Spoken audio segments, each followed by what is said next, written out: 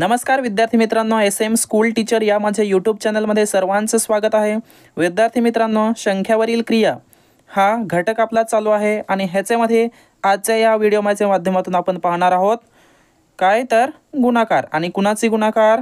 5 अंकी गुणिले 3 अंकी संख्येपर्यंत, 5 अंकी गुणिले 3 अंकी संख्येपर्यंत, त्याचबरोबर त्याच्यावरचे शाब्दिक उदाहरणे सुद्धा आपण या व्हिडिओच्या माध्यमातून पाहणार आहोत। परंतु जर तुम्ही चॅनलवरती नवीन असाल तर पहिले चॅनलला सबस्क्राइब करून ठेवा आणि साईडचं जे बेल आयकॉन आहे ते सुद्धा प्रेस करून ठेवा, जेणेकरून जेव्हा जेव्हा माझा व्हिडिओ अपलोड होईल तेव्हा तुम्हाला त्याचे नोटिफिकेशन पहिले मिळेल। चला तर मग या व्हिडिओला सुरुवात करूया। गुणाकार आपला तिसरा उपघटक। पहा, इथे तुम्हाला काही गोष्टी दिलेल्या आहेत, महत्त्वाचे मुद्दे दिले आहेत, ते लक्षात ठेवायचे आहेत। पहिला मुद्दा काय आहे? गुणाकार करताना पुढील महत्त्वाच्या गोष्टी लक्षात ठेवा। म्हणजे जर तुम्हाला गुणाकार करायचा असेल किंवा गुणाकार यायला पाहिजे असं जर वाटत असेल तर ह्या गोष्टी तुम्हाला लक्षात ठेवाव्या लागतील, तरच गुणाकार व्यवस्थित असं येईल। मग पहिला पॉईंट काय सांगतो इथे बघा। पहिला पॉईंट काय आहे? ज्या संख्येने गुणायचे असते तिला गुणक म्हणतात। ज्या संख्येने गुणायचे असते तिला काय म्हणतात? गुणक म्हणतात। जसं की उदाहरणार्थ इथे दिलेलं आहे बघा। उदाहरणार्थ 15 गुणिले 6 कशाला आपण गुणलं? 15ला 6ने गुणलं, बरोबर। ह्याच्यामध्ये बघा 15ला 6ने गुणलं। मग 15ला जर 6ने गुणलं असेल तर यात 6ने गुणायचे आहे, बरोबर। 6ने आपण गुणलं म्हणून 6 हा काय झाला? गुणक। पुढचा पॉईंट पहा बघा, लक्षात ठेवा एक गोष्ट परत मी सांगतो इथे। ज्या संख्येने आपल्याला गुणायचं आहे, एखादी संख्या समजा दिलेली आहे, जसं की दुसरं पाहिजे तर मी उदाहरण घेतो इथे। माझ्याकडे 12 आहे आणि 12ला मी गुणिले 2 केलं। ह्याचाच अर्थ काय होतो की 12 ह्या संख्येला मी 2ने गुणलं, म्हणजे कशाने गुणलं? 2ने, आणि म्हणून 2 हा काय झाला? गुणक। ह्याच्यामध्ये 15ला 6ने गुणलं म्हणून 6 हा काय झाला?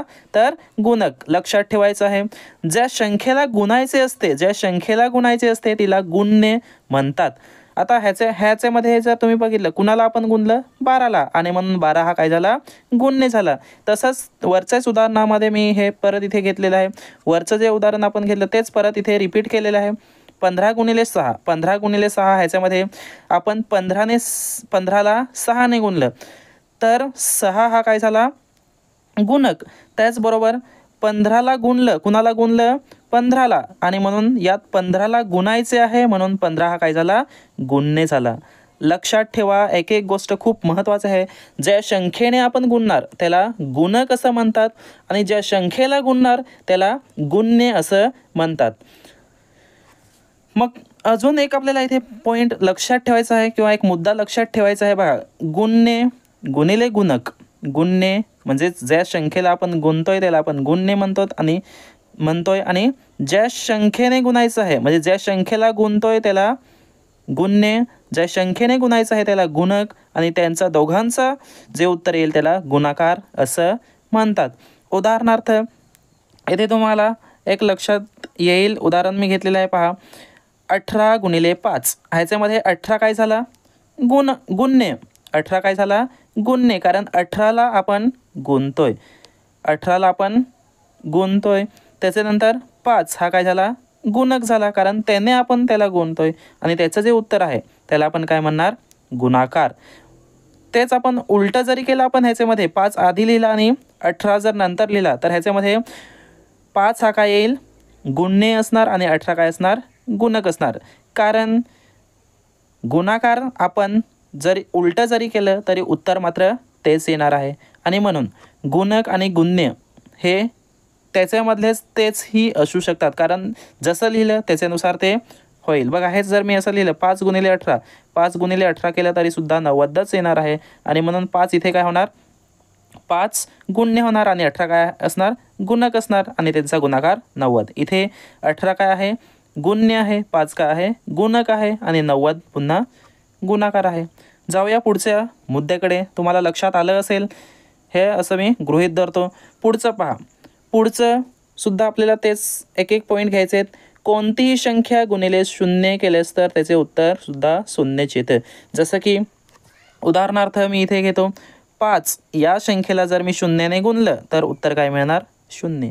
किंवा ह्या उलट 0 गुणिले कोणती संख्या, 0 गुणिले कोणतीही संख्या जर केली, समजा 0 गुणिले मी 20 किंवा 10 केले तरी उत्तर मला काय मिळणार? 0च मिळणार. म्हणजेच कोणतीही संख्या गुणिले 0 करा किंवा 0 गुणिले कोणतीही संख्या करा तरी उत्तर मात्र तुम्हाला 0च मिळणार. आणि हे खूप महत्त्वाच्या गोष्टी आहेत जे आपल्याला गुणाकारामध्ये करायचे आहेत किंवा येणाऱ्या प्रश्नांमध्ये आपल्याला करायचे आहेत, म्हणून लक्षात ठेवायचे आहेत. कोणत्याही संख्येला 1 ने गुणल्यास गुणाकार तीच संख्या असते. कोणत्याही संख्येला जर 1 ने गुणलं किंवा 1 ला कोणत्याही संख्येने गुणलं तर गुणाकार मात्र तीच संख्या असते. जसं की 57 इथे दिसतंय, 57 गुणिले 1 केलं तरी उत्तर मला 57च मिळणार. किंवा 1 गुणिले 57 केलं किंवा 1 गुणिले दुसरी मी संख्या कोणतीही घेतली तरी उत्तर मात्र तीच संख्या मिळणार. नेहमी लक्षात ठेवा, गुणाकार उलटा सुलटा केला तरी उत्तर तेच असतं. आणि म्हणून 1 ने कोणत्याही संख्येला गुणा किंवा कोणत्याही संख्येने 1 ला गुणा, उत्तर मात्र तीच संख्या येणार. आता पुढे पहा, पुढचा जो मुद्दा आहे तो खूप महत्त्वाचा आहे. पुढचा मुद्दा आपल्याला काय सांगतोय किंवा पुढचा जो पॉईंट आहे आपल्याला काय सांगतोय लक्षात घ्या. गुणाकार म्हणजे पुन्हा पुन्हा केलेली बेरीज असते.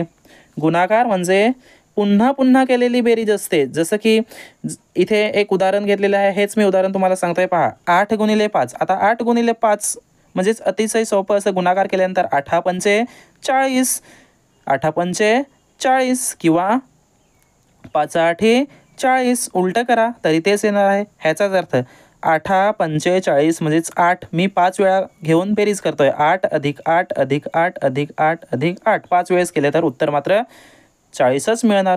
किंवा त्या उलट 5 ला 8 वेळेस घ्या, 5 अधिक 5 अधिक 5 अधिक 5 असं 8 वेळेस केल्यानंतर तेच आपल्याला उत्तर मात्र 40च मिळणार. आणि म्हणून काय म्हटलेलं आहे, गुणाकार म्हणजे पुन्हा पुन्हा केलेली बेरीज असते.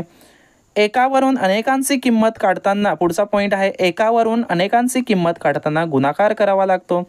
जसं की 1 दिलेलं असेल त्याच्यावरून आपल्याला अनेकांची किंमत काढायची असेल तर त्या ठिकाणी आपल्याला गुणाकार करावा लागतो. आणि असं तुम्हाला बऱ्याच शाब्दिक जे उदाहरणं असतात, शब्दामध्ये जे मांडलेले उदाहरणं असतात त्याच्यामध्ये आपल्याला हे करावं लागतं. आणि म्हणून लक्षात ठेवायचं आहे, एकावरून अनेकांची किंमत काढताना गुणाकार करावा लागतो. उदाहरणार्थ, एका पेनची किंमत 12 रुपये आहे. एका पेनची किंमत किती रुपये आहे? 12 रुपये आहे. तर 5 पेनची किती? अतिशय सोपं आहे. एका पेनची 12 रुपये तर 5 पेनची किती? मग काय करणार मी? 12 गुणिले 5 करणार. आणि 12 गुणिले 5 केलं तर किती रुपये मिळतात मला? 60 रुपये मिळतात. आणि म्हणून 12 पेनची किंमत मला किती मिळणार? 60 रुपये. किंवा किती रुपये द्यावे लागणार? तर 60 रुपये, कारण एका पेनला मी 12 रुपये दिले होते. असं आपल्याला हे गुणाकार करावं लागेल. कारण एकावरून अनेकांची किंमत काढायची असेल इथे पहा, एकाची किंमत दिली होती पण आपल्याला कितीची काढायची आहे? 5 यांची, म्हणजे अनेकांची काढायची आहे. म्हणून काय केलं आपण? गुणाकार केला. जाऊया पुढच्या मुद्द्याकडे. पहा, पुढचा मुद्दा काय आहे लक्षात घ्या. अतिशय सोपं आहे, फक्त तुम्हाला हे पॉईंट लक्षात ठेवायचं आहे. आणि विशेष करून खूप महत्त्वाचे हे पॉईंट्स असतात, त्याच्यावरतीच आपण लक्ष देत नाहीत. आणि म्हणून आपल्याला गुणाकार, बेरीज, वजाबाकी हे असं येत नाही. त्याच्यामध्ये भरपूर महत्त्वाचं म्हटलेलं असतं आणि त्याच्याकडेच आपण जास्त करून लक्ष देत नाहीत. पहा, पुढचा पॉईंट काय सांगितलेला आहे. अतिशय सोपं. समजत नसेल तर कृपया मला कॉमेंट करून कळवा, तसं की असं करायला पाहिजे, तसं करायला पाहिजे, किंवा व्यवस्थित अजून समजवा असं म्हणून.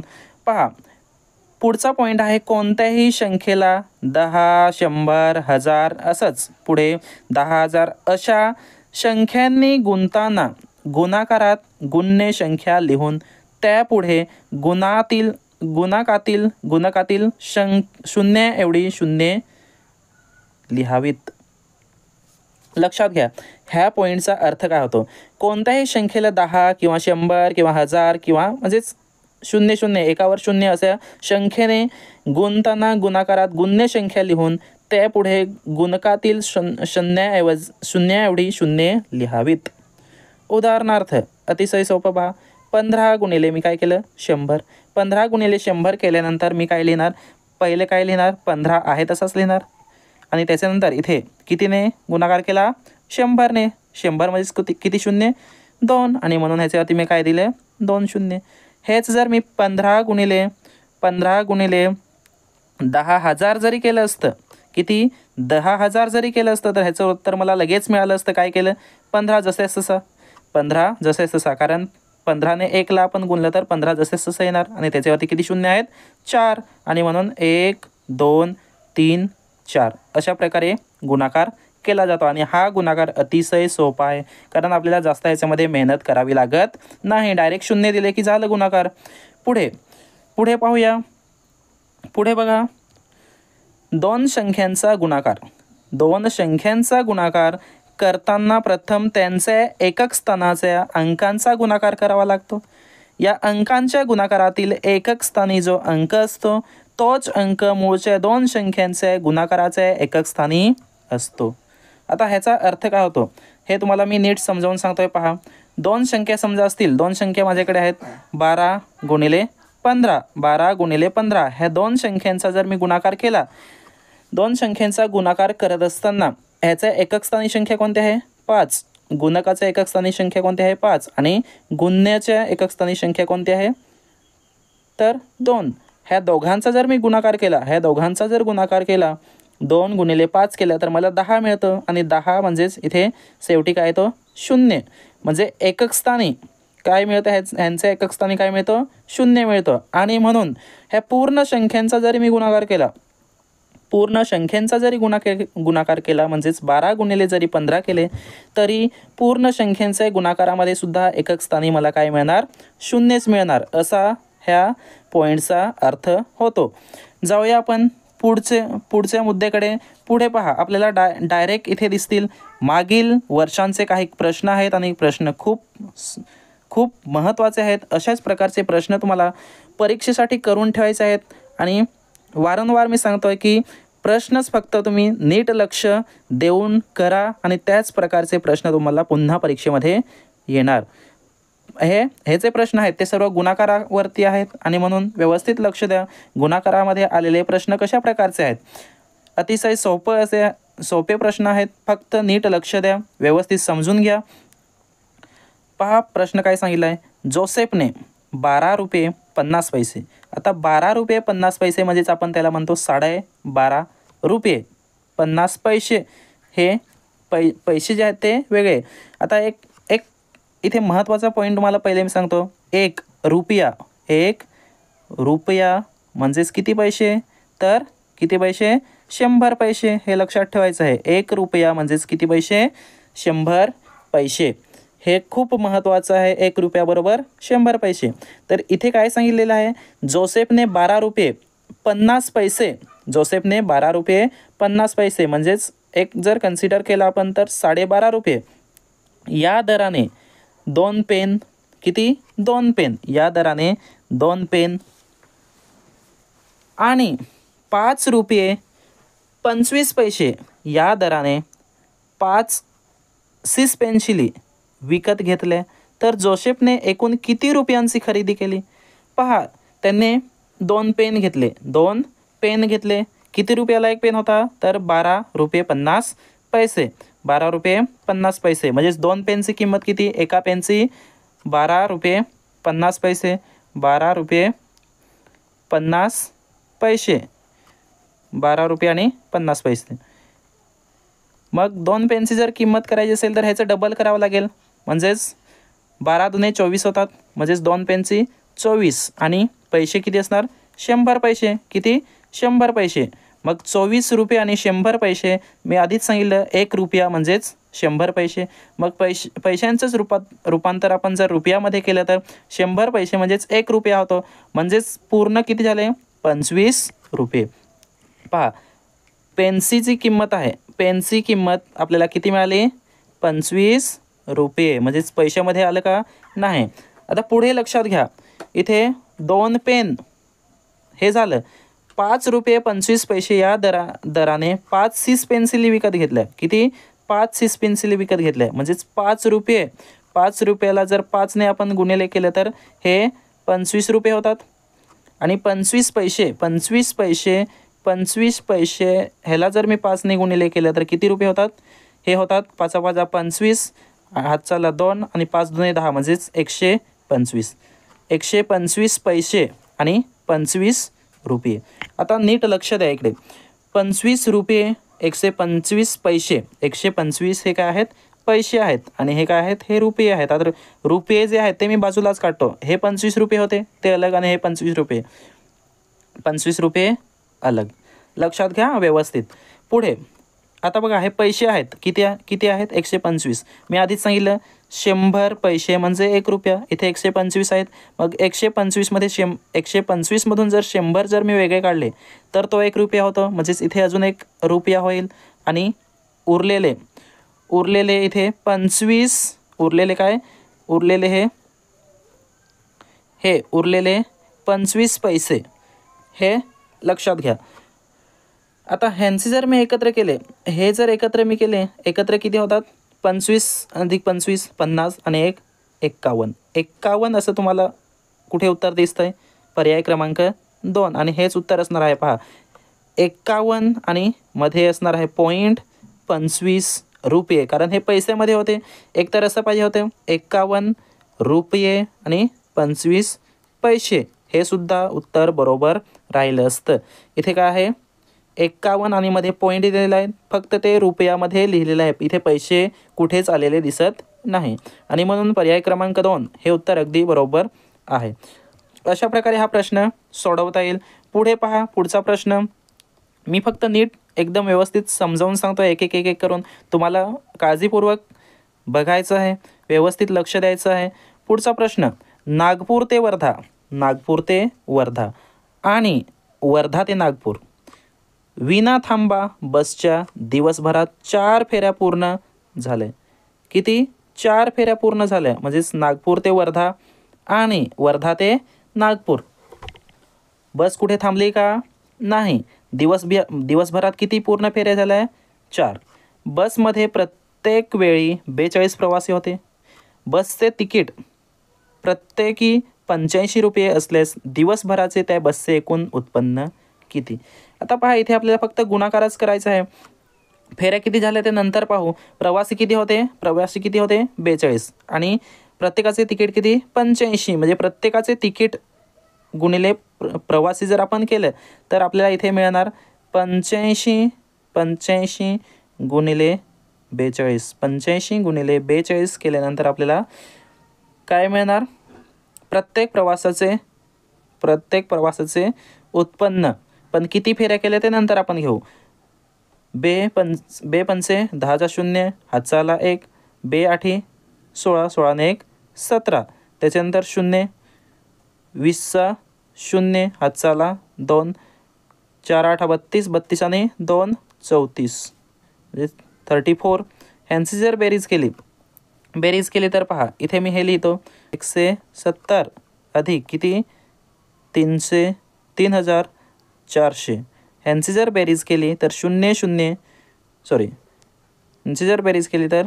अधिक 0 0, 7 अधिक 0 7 आणि 1 अधिक 4 5 आणि हा 3, म्हणजे 3570 हे एका फेरीचे आहेत. किती, 3570 हे एका फेरीला मिळालेले पैसे आहेत. अशा किती फेऱ्या झाल्या, एकूण किती फेऱ्या झाल्या तर 4 फेऱ्या केल्या. मग ह्याला 4 ने गुणिले करा.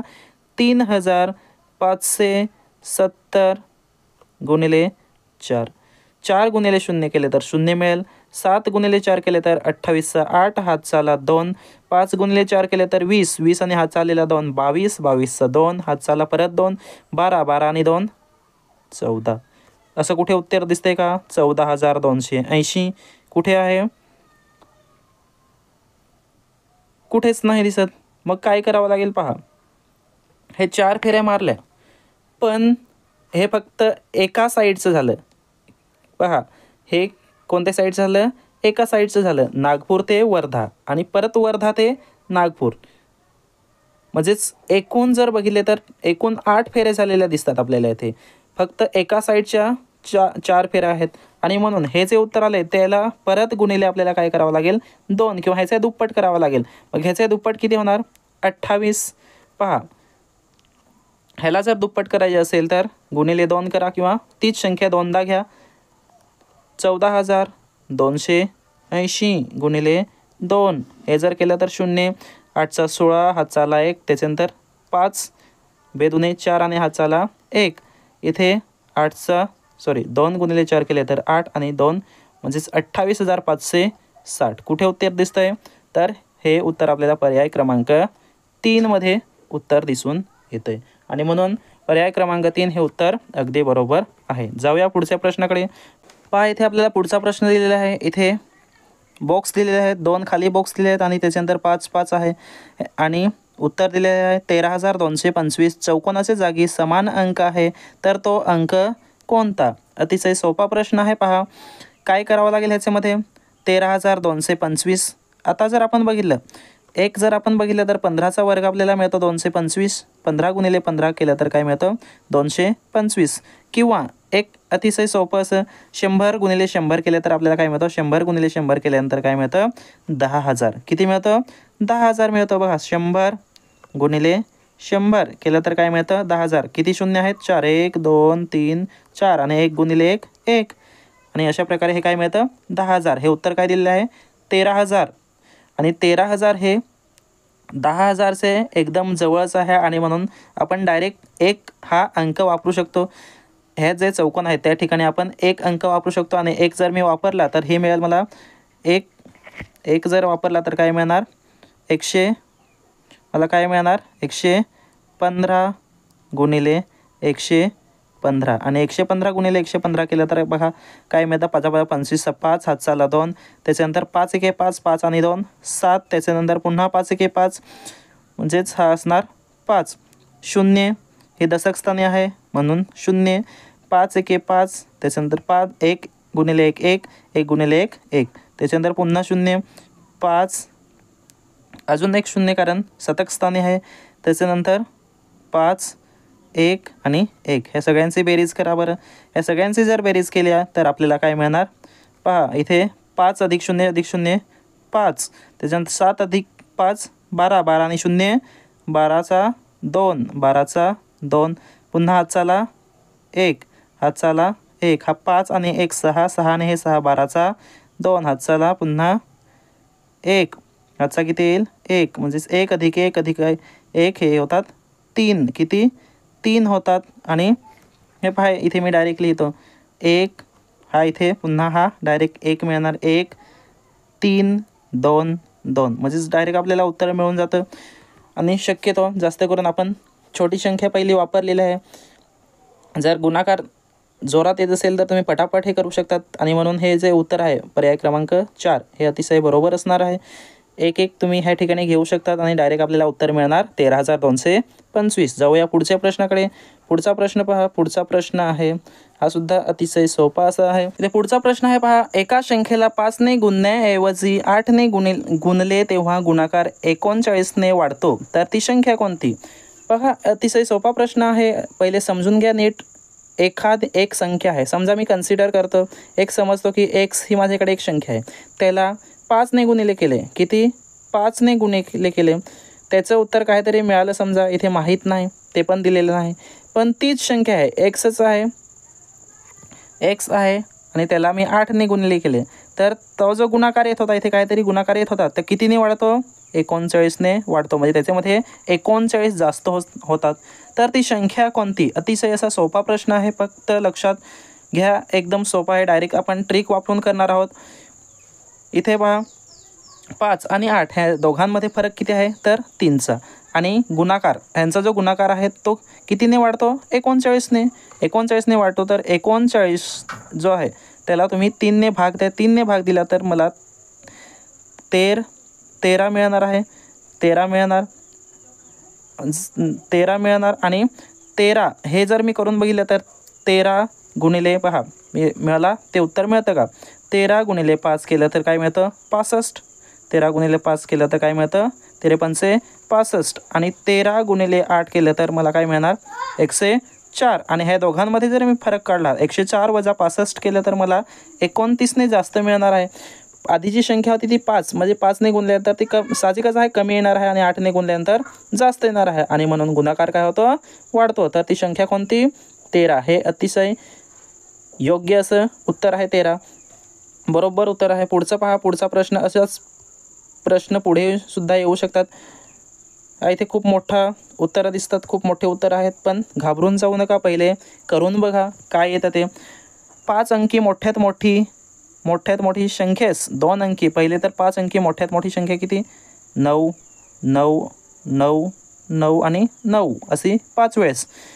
संख्येस 2 अंकी मोठ्यात मोठी समसंख्या, 2 अंकी मोठ्यात मोठी किती? 99 आहे. पण सम म्हटल्यानंतर सम संख्या म्हणजेच आपण पाहिलं होतं ज्याला संख्येला 2ने भाग जातो, ज्या संख्येला 2ने भाग जातो अशी सम संख्या आहे. म्हणजेच काय येणार तर 98. काय येणार? 98 येणार. गुणले असता गुणाकार किती येईल? अतिशय सोपा. पहा, डायरेक्ट जर येत असेल तर आपल्याला पुढचं करायची गरज नाही. 8 9 72, 8 9 72, 72चा 2 हातचाला 7, 8 9 72, 72 आणि 7 80, 80चा 0 हातचाला 8, त्याच्यानंतर 8 9 72, 72 आणि 8 9 72 आणि हातचा आलेला 1 मिनिट. इथे काहीतरी गडबड झाली. पहा, इथे मी असं घेतो, 5 अंकी मोठ्यात मोठी संख्या किती आहे? 5 अंकी मोठ्यात मोठी संख्या 9 9 9 9 आणि 9 गुणिले 98. 98 केले तर 9 8 72, 72चा 2 हातचाला 7, 9 8 72, 72 आणि 7 79, 79 हातचाला पुन्हा 7, 9 8 72, 72 आणि 79चा पुन्हा 9, पुन्हा 7, 9 8 72, पुन्हा 79चा 9, पुन्हा 7, 9 8 72, 72 आणि 79 हे असं मिळेल. त्याच्यानंतर 0 इथे, त्याच्यानंतर 9 9 81, 81चा 1, 9 9 81चा 1 हातचाला 8, त्याच्यानंतर असणार आहे 9 9 81, 81 आणि 81 आणि 8, 81 आणि 8 89, 89चा 9 हातचाला 8, पुन्हा 9 9 81, 81 आणि 8 पुन्हा 89, पुन्हा 8, 9 9 81, पुन्हा 89चा 9 हातचाला 8, 9 9 81, 81 आणि 89 म्हणजेच 89. ह्या सगळ्यांची जर बेरीज केली तर मला मिळेल इथे 2, 9 आणि 1 0, 10, 10चा 0 हातचाला 1, 9 9 18, 18 आणि 1 19चा 9 आणि असं उत्तर मला फक्त एकाच ठिकाणी दिसतंय, पण करून पाहू आपण असं उत्तर आपल्याला मिळतं का. त्याच्यानंतर इथे पुन्हा 9 9 18, 19चा 9, पुन्हा इथे 9 9 19, त्याच्यानंतर पुन्हा 1 7 आणि 9 16, 16 आणि 1 17चा 7 आणि हातचा आलेला 1 म्हणजे इथे 9 किती होणार तर 97,99,902 हे उत्तर अगदी बरोबर असणार आहे. पुढे जाऊया आपण पुढच्या प्रश्नाकडे पाहू. पहा, पुढचा प्रश्न काय आहे? हा पण अतिशय सोपा प्रश्न आहे, फक्त शब्दामध्ये दिलेला आहे, शब्दामध्ये मांडलेला आहे, म्हणून घाबरून जाऊ नका. जुलीने, पहा प्रश्न काय आहे? जुलीने 12 मे ते 26 जून या कालावधीत मनी बँकमध्ये रोज 10 रुपये प्रमाणे जमा केलेली रक्कम आणि त्यात मामाने वाढदिवसाला दिलेले 100 रुपये व बाबांनी केकसाठी दिलेले 240 रुपये घालून सर्व रक्कम मुख्यमंत्री सहाय्यता निधीसाठी दिली, तर तिने एकूण किती रक्कम मुख्यमंत्री सहाय्यता निधीसाठी दिली? अतिशय सोपा आहे, फक्त आपल्याला दिवस माहीत असायला पाहिजे. 12 मे ते 26 जून किती दिवस होतात ते लक्षात घ्या पहिले. तर 12 मे महिना हा 31 दिवसांचा असतो. त्याचबरोबर जून महिना हा 30 दिवसांचा, पण आपल्याला 30पर्यंत पाहायचं नाही, ते 26 जूनपर्यंतच दिलेले आहेत. 1 जून ते 26 जून 26 दिवस आणि 12 मे ते 31 मेपर्यंत किती दिवस होतात पहा. 12 ते 20 9 दिवस आणि त्याच्यानंतर तिथून 31पर्यंत 11 म्हणजेच एकूण 20 दिवस. मेमधले 20 दिवस, त्याच्यानंतर 26 जूनमधले 26 दिवस, मेमधले 12 मे ते 20 मेपर्यंत 9 दिवस, त्याच्यानंतर 21 मे ते 31 असे 11, म्हणजेच 9 आणि 11 हे 20 दिवस होतात. म्हणजेच पहा, ह्यांची बेरीज जर केली तर मला मिळणार 46 दिवस. आणि म्हणून 46 प्रत्येक दिवसाला किती रुपये जमा केले? 10 रुपये. 10 रुपयाप्रमाणे जर जमा केले तर इथे मला 46 गुणिले 10 करावा लागेल आणि 46 गुणिले 10 करायची गरज नाही. मी काय सांगितलं होतं, डायरेक्ट शून्य द्या. म्हणजे 460 रुपये जमा झाले होते प्रत्येक दिवसाचे 10 याप्रमाणे. त्याच्यानंतर मामाने दिलेले वाढदिवसाला 100 रुपये. 100 रुपये बेरीज करा. त्याच्यानंतर बाबांनी केकसाठी दिलेले 240 रुपये बेरीज करा. एकूण किती होतात पहा. बेरीज करायची सुद्धा गरज नाही, तुम्ही असं न करता डायरेक्ट करू शकतात. हे 460 400 आणि हे 100 500 आणि हे 200 600 700 आणि 40 आणि 60 किती होतात 100. म्हणजेच किती झाले 800 रुपये. एकूण किती झाले 800 रुपये. 0 अधिक 0 अधिक 0 0. 6 अधिक 4 0 हातचाला 1 3 3 आणि 1 4 4 आणि 4 8. म्हणजेच 800 रुपये तिने मुख्यमंत्री सहायता निधीसाठी दिले. पर्याय क्रमांक 3 हे उत्तर अगदी बरोबर आहे. जाऊया पुढच्या प्रश्नाकडे. पुढचा प्रश्न पहा. हा इथे अतिशय सोपा प्रश्न. एका डब्यात 15 किलोग्राम 500 ग्रॅम तांदूळ भरले तर 10 डब्यात किती तांदूळ मावतील. अतिशय सोपं असा प्रश्न दिसतोय. 15 किलोग्रॅम किती डब्यामध्ये 15 किलोग्रॅम म्हणजेच 150. हे तर आपल्याला कळलं. 150 किलो 150 किलो 10 डब्यांमध्ये 15 याप्रमाणे. पण 500 ग्रामचं काय. 500 ग्राम आता लक्षात घ्या. 500 ग्राम म्हणजेच अर्धा किलो असतो. अर्धा किलो किंवा 2दा जर 500 आले तर 1 किलो होणार. म्हणजेच 1 किलो म्हणजेच किती ग्राम तर 1000. किती 1000 ग्रॅम 1000 ग्रॅम. मग इथे म्हटलेलं आहे 500 असे किती 10 डब्यात भरले तर 10 डब्बे म्हणजे 500 जर आपण केले तर 5 किलो होतात. किती 5 किलो होतात. आणि म्हणून 150 हे तर होतेच, पण त्याच्यामध्ये 5 किलो अधिक करा अजून. म्हणजेच किती झाले तर 150 150 आणि 5 155 किलो. आणि म्हणून 155 हे उत्तर अगदी बरोबर आहे. पुढच्या प्रश्नाकडे जाऊया. पुढचा प्रश्न पहा. चौकटीत कोणता अंक येईल हे आपल्याला पाहायचं आहे. 225 गुणिले 72 225 गुणिले 72 चौकटीत योग्य पर्याय निवडा. मग 225 गुणिले जर मी 72 केलं तर बे 5 10 0 हातचा आला 1 बे 2 4 आणि हातचा आलेला 1 5 बे 2 4. त्याच्यानंतर 0 7 5 35 5 त्याच्यानंतर 3 7 5 35 5 त्याच्यानंतर 3 हातचा. त्याच्यानंतर 7 2 14 14 आणि 3 14 आणि 3 17 17चा 7 हातचाला 1 7 2 14 आणि 1 15. कोणतं उत्तर येईल तर पहा 0 0 5 अधिक 5 0 5 अधिक 5 0 हातचाला 1. त्याच्यानंतर 7 अधिक 4 11 11 आणि 1 12चा 2 हातचाला 1. इथे 1 आणि 5 6 होतील आणि 1 जसे तसं कुठे उत्तर दिसतंय 16,200 रुपये हे उत्तर अगदी बरोबर असणार आहे. पर्याय क्रमांक 1. जाऊया पुढच्या प्रश्नाकडे. पुढचा प्रश्न पहा. हा पण सोपा प्रश्न आहे, फक्त व्यवस्थित वाचा. शब्दामध्ये मांडलेला आहे म्हणून थोडा कठीण वाटतो, पण वाचता येत असेल तर अतिशय सोपा आहे. एका स्वस्त धान्याच्या दुकानात 85 पोती गहू 50 पोती तांदूळ 15 पोती तूर डाळ विक्रीसाठी आले. जर प्रत्येक पोत्यात 40 किलोग्रॅम धान्य असेल तर त्या स्वस्त धान्याच्या दुकानात एकूण किती ग्रॅम धान्य विक्रीसाठी आले.